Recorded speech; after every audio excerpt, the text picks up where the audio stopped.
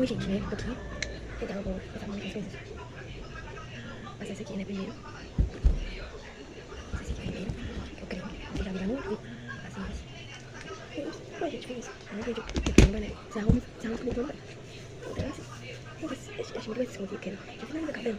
Depois eu tô muito, né? Eu dormi. Aí o meu cabelo acordou bem descansado, bem descansado. Aí como eu estou dando, eu tô banhada.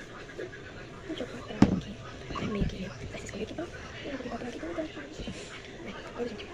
Aqui, as axilas. Muito essa meia, muito bom que deu pra mim.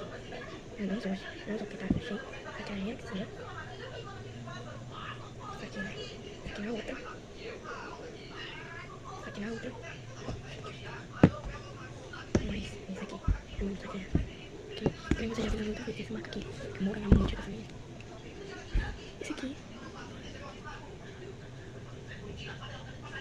Gente, eu não vou passar nele porque... Claro, então... Eu não vou passar nele. Mas eu também não vou ficar branco, eu não vou passar. Eu passo, pegar pra não vou botar nele. Eu vou bater assim. Aqui, pra gente lembrar dentro do braço. Essa aqui, literalmente, eu tem 3 hidratados. Eu uso um de manga. Não, de manga não. Banana. Esse aqui deve tirar um de brilho, não sei o que. Não tem jeito. Mas ainda faz grama. Aí também esse também. Esse aqui. Gente, eu tô tantíssimo fontear.